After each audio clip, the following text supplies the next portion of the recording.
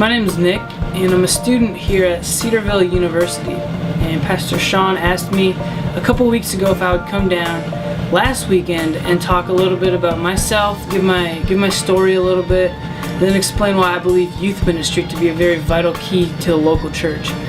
And that was fully the plan until we woke up Sunday morning and we had experienced a complete whiteout and the roads were awful. So due to the timing, Christmas break and all that stuff, as a student, I'm at home this weekend, but I told Pastor Sean I would try and do this via video so that those of you who have not yet had a chance to meet me would at least get some sort of chance to see me and hear me and see all the things that I'm about. So I'm just going to give you a quick background on myself and then talk a little bit again why I believe youth ministry to be very important to the local church. Like I said, my name is Nick and I'm a student at Cedarville.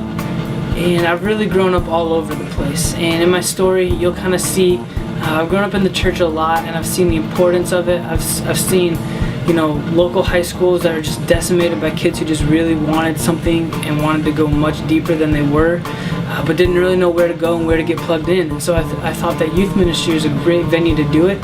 I've seen really well done youth ministries, and I've seen some pretty poor ones too. And so, as you'll see here on the screen, I was born in Wisconsin. I moved to Indiana, then I moved to the Dayton or Beaver Creek area in Ohio, and then again I moved to Vermilion, Ohio, which is north up on Lake Erie. And then between my freshman and sophomore year of college, my family transitioned out to Illinois. So I've never really lived there, but that's where they live now.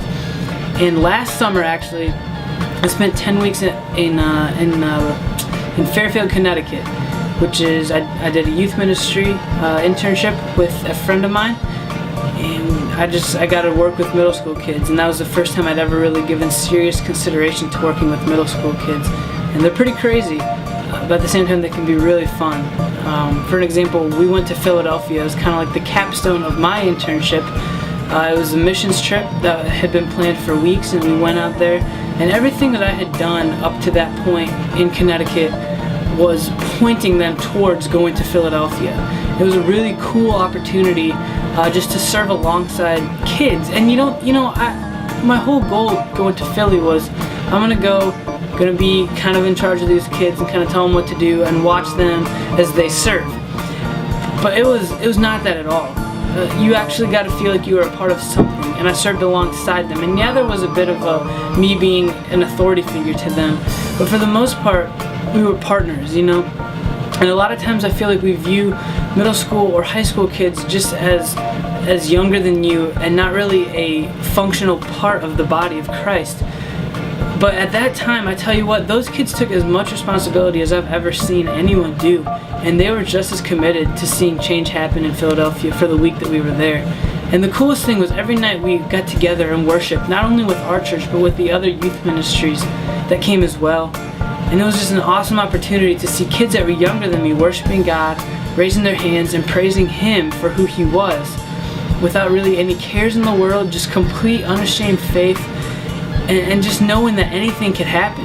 And it was at that time that I realized how important kids really can be and how awesome of an opportunity it is to serve alongside kids. And I noticed that all we had to do was give those kids a task, and they were willing to go and try and reach that goal. But if we didn't give them any sort of responsibility, they would walk around and probably get in trouble, get into the church refrigerator, start having a contest to see who could drink the most creamers, But if you give them a purpose in life, they're gonna go for it. And that's one thing I noticed is you expect responsibility out of them, they're gonna surprise you with the cool things that they can do. And so, like I said, middle school and high school ministry are some of the most crucial years of your life. I believe that, and I believe that they can be full of a lot of purpose and not just wandering around aimlessly trying to figure out where the next party is on Friday night.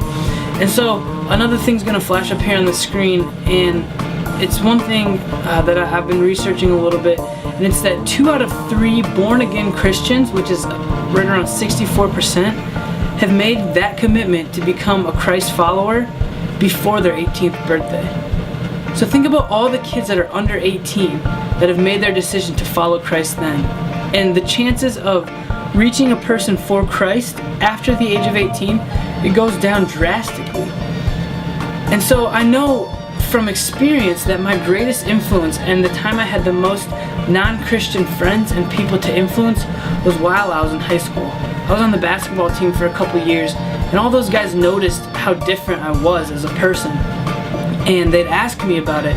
And just because I was around non-believers, I had the opportunity to share my faith and just live differently and just be able to show Christ's love through who I was and the way I was acting. And in that, I was able to witness to countless friends, talk to them about Christ, and just all the cool things that the church has to offer, because I found that a lot of my friends just had a misperception of what it really was and what it really meant to be a follower of Jesus Christ. And so knowing that, I thought it was a really cool opportunity. I'm in high school, I got all these non-Christian friends around me. How cool is it right now to have this opportunity to talk to them? Then I came to Cedar Road, and I noticed my sphere of influence of non-Christian people around me dwindling, because there's not very many people here who claim not to be a Christian. And so I've noticed that little hole in my life of not having that evangelism as a part of what I am and what I'm doing on a regular basis. So we're called to be disciple makers, and making those disciples and reaching out to non-Christian friends. You have such a great opportunity in high school and in middle school to do that. You're around those people all the time. Probably high school and middle school kids are around more non-Christians than you or I am on a day-to-day basis. Because of that influence, and because of the fact that many kids accept Christ before the age of 18, that's just such a prime group that I think we need to focus on. We need to really focus our attention and try to reach that group. So that's why middle school and high school ministry is very important to me. That's why I put a great emphasis on evangelism, because Christ called us to be disciples, to go out and be disciples, making more disciples. And so with that as my goal, that's what I want to do really for the rest of my life, and I think it's very important. So I hope to see you all around, and it was great getting to talk to you this Sunday. Have a good week.